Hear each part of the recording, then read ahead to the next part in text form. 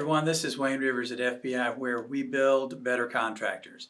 This week I would like to talk about succession. Contractor succession is not an event, it is a process. And every week, sometimes multiple times during the week, we get inquiries from people all over the US and Canada, and they want to talk about succession. What do I do? How do I do it? When should I start?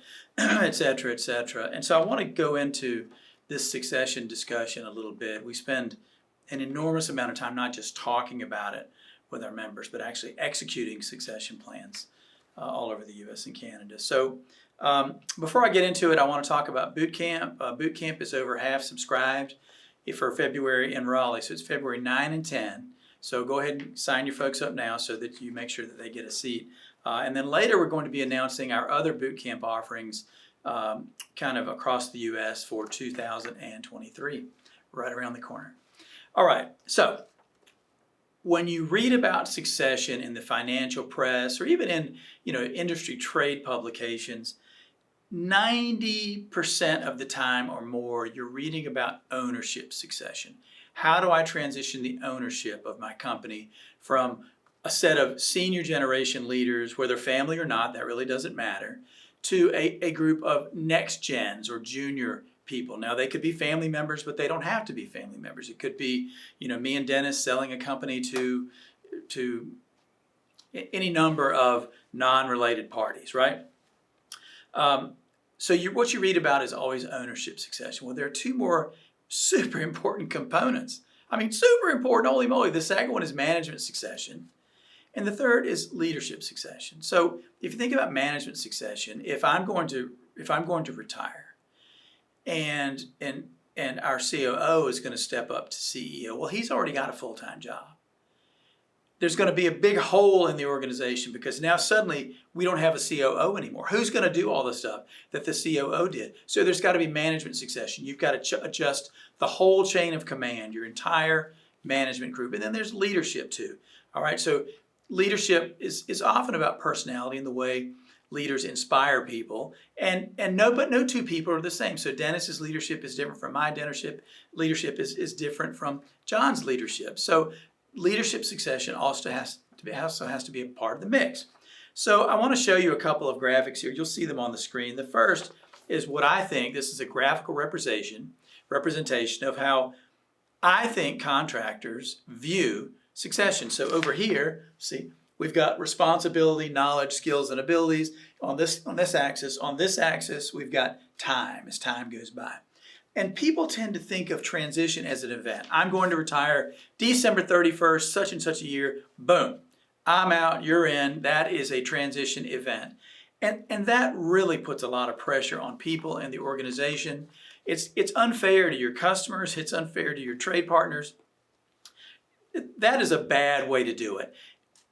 Inevitably, most of the time, the vast majority of the time, both the departing senior leaders and the rising next-gen leaders overestimate the next-gen's capacity for leadership. There comes a crisis, a vacuum of leadership, you might say, not to mention the management succession headaches. And the way I think about that is if you don't have your management succession ironed out perfectly and your leadership succession really, really, really thought out, who cares about ownership succession? I mean, your company is going to go down in value. Suddenly, the investment that you may be relying on for your retirement years is worth less and less. The capability of that next gen to pay you back if you're the departing leader diminishes year after year because you haven't addressed management and leadership succession. Okay? What's a better way to do it then? So here's my second graphic. Again, you'll see this on your screen.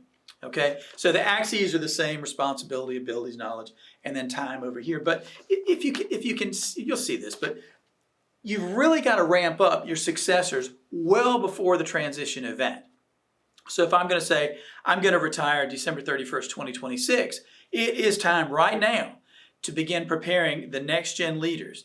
My future org chart, what does that need to look like? Who's going to take management responsibilities? Who's going to have leadership responsibilities? Who's responsible for what? How do we hold people accountable? All that stuff needs to be in process, and for us it is, thank you. We try to take our own medicine, but all that stuff needs to be in place well before the transition event. Now, Wayne or Dennis answers this question all the time. how long should I allow for my succession plan? Do I need a year? Do I need 6 months? My friends, you need 7 to 10 years. 7 to 10 years is ideal because you're going to stumble. Somebody's going to scrape a knee once in a while. It's not going to be perfect because we're human beings. We're incapable of being perfect. So allow 7 to 10 years. Oh, Wayne, I don't have 7 to 10 years. I'm already 72 and I'm just plumb worn out. Maybe I'm good for 2 or 3 more years. Okay, that's fine. That's fine. But you've got to plan all this stuff out. So, you wouldn't walk on a job site and start work without having the plan, right? So why would you, this is your biggest project ever potentially, is your succession. Why would you begin a succession process without having your plan well thought out years in advance, right? It makes perfect sense. All right, 5 quick tips. 5 quick tips for making this easier. First, get your entire leadership team involved. Just like when you do strategic planning, you get your best hearts and minds involved with the process. Same thing here. Get everybody involved so you think through everything, you check all the boxes, you don't just miss things and have huge blind spots. The second thing, communicate the succession plan. This is really important. Your employees are smart enough to know that a leadership, management, and ownership succession is going to change things. And they want to know that you have a handle on this so that their careers are secure, that their jobs are going to be there 2 years and 5 years from now. So communicate this among your team. Also communicate it to your bank, your bonding company, your customers, your vendors, your trade partners, and everybody else. They don't need to know. They don't need to see, dollars and cents. They don't need to see your timeline. They just, talk to them and relate to them what's going on. And believe me, you will get many, many, many thanks internally and externally for doing that.